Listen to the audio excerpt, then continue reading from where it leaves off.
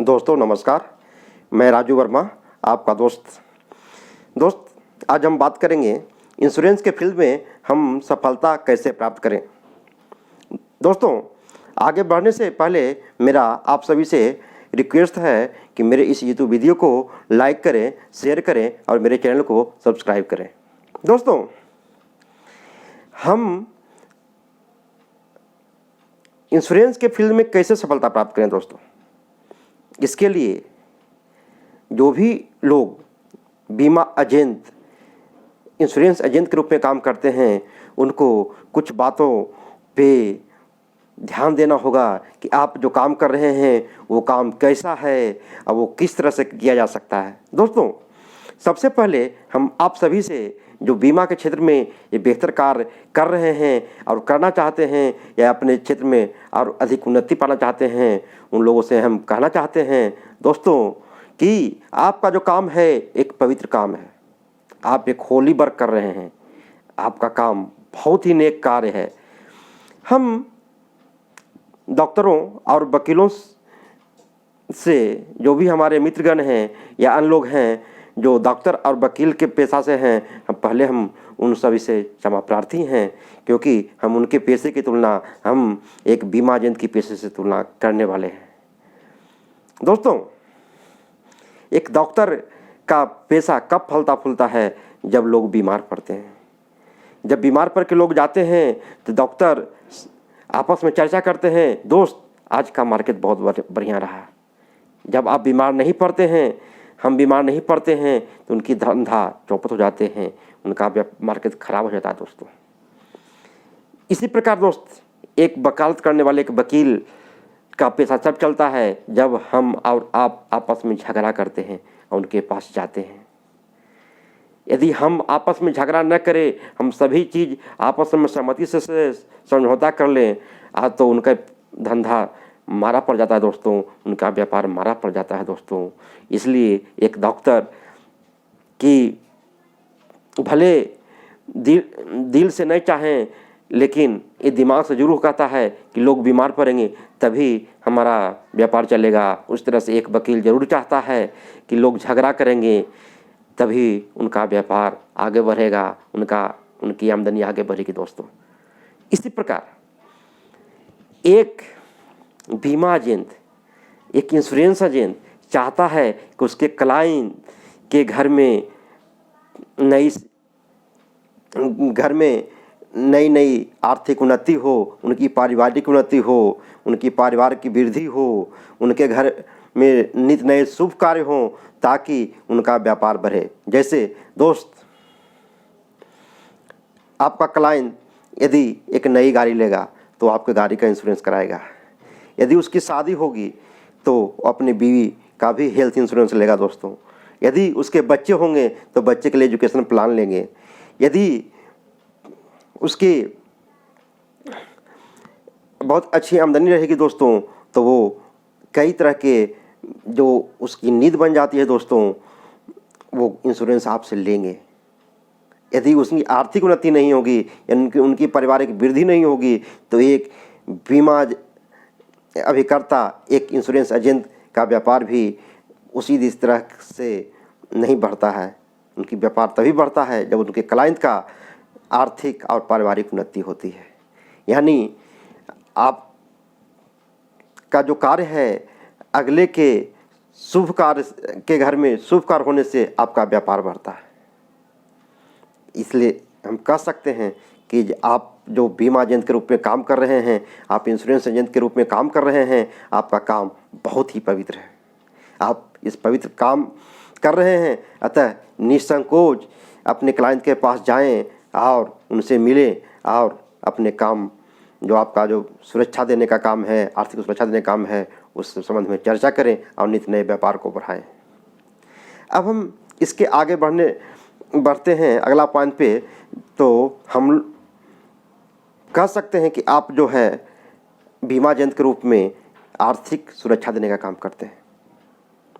Corona जैसी महामारी में कई लोग काल कलवित हुए, कई लोग असामयिक मृत्यु के शिकार हुए, और इस घड़ी में जो काल कलवित हुए और जिनके पास पर्याप्त मात्रा में बीमा था वो उनका परिवार आर्थिक रूप से सुरक्षित रह गया, और जिनके पास पर्याप्त मात्रा में बीमा नहीं था उनका परिवार आर्थिक रूप से असुरक्षित रह गया। तो आर्थिक रूप से असुरक्षित रह गया, इसकी जवाबदेही बीमा एजेंटों पे जाता है, क्योंकि आप जैसे बीमा एजेंट, आप जैसे इंश्योरेंस एजेंट उनको बीमा देने में असफल रहे। यदि आप सफलतापूर्वक उन्हें पर्याप्त मात्रा में बीमा दे पाते, इंश्योरेंस दे पाते, तो उनका परिवार आज की तारीख में उनके जाने के बाद भी आर्थिक सुरक्षा प्राप्त कर लेता और वो उनका परिवार इस तरह से आर्थिक दुष्चक्र के पाले में नहीं फंसता। दोस्तों अतः हम आप सभी जो इंश्योरेंस एजेंट हैं दोस्तों, उनसे मेरा रिक्वेस्ट है कि आप अपना प्रोस्पेक्ट लिस्ट जितने भी परिचित हैं उन सभी के पास जाइए और प्रयास कीजिए कि वो अपना इंश्योरेंस अपनी आमदनी के हिसाब से निश्चित रूप से लें। अब ऐसा करने से आप उनकी भलाई कर रहे हैं, और जब उनकी भलाई करेंगे तो आपकी भलाई अपने आप हो जाती है। अब जो तीसरे पॉइंट पर हम चलेंगे वो है नीड एनालिसिस। हम जाते हैं किसी क्लाइंट के पास, आप किसी क्लाइंट के पास जाते हैं, कहते हैं हम उस कंपनी के बीमा एजेंट का काम शुरू किए हैं, आप मुझे पॉलिसी दीजिए। दोस्तों ऐसा कहने पे वो कहते हैं कि मेरे पास पहले से ही बहुत सारी पॉलिसियां हैं। आप वहाँ से निराश होकर चले आते हैं। सच्चाई है मित्रों, सच्चाई है दोस्तों कि ऐसा बहुत कम लोग हैं जिनके पास एक भी इंश्योरेंस न हो।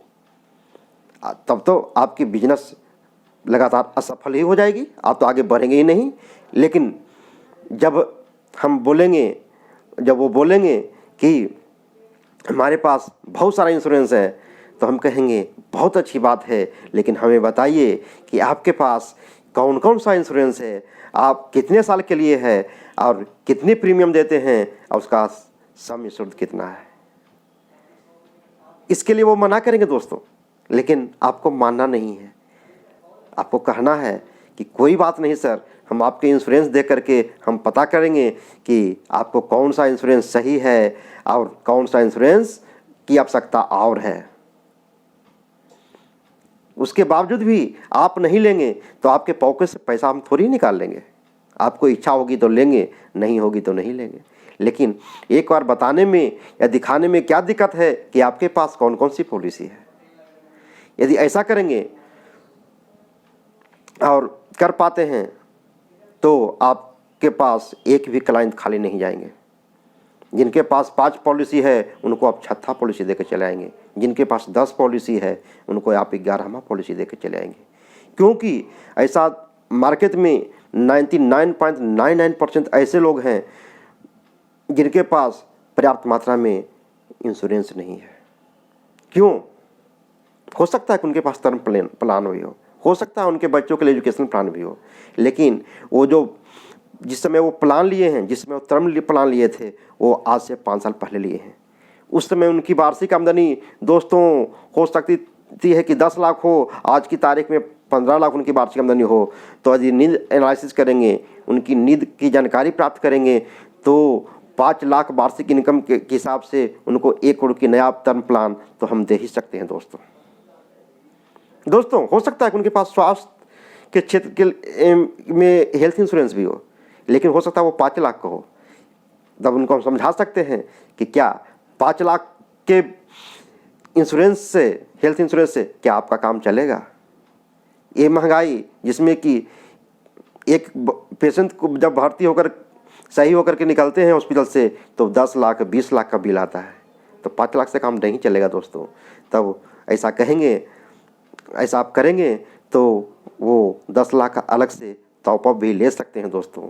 लेकिन इसके लिए आपको नीड एनालिसिस करना ही पड़ेगा। इसके बाद अगला जो महत्वपूर्ण बिंदु है मित्रों, वो है रूल ऑफ एवरेज सेल। दोस्तों हम सब कुछ करेंगे,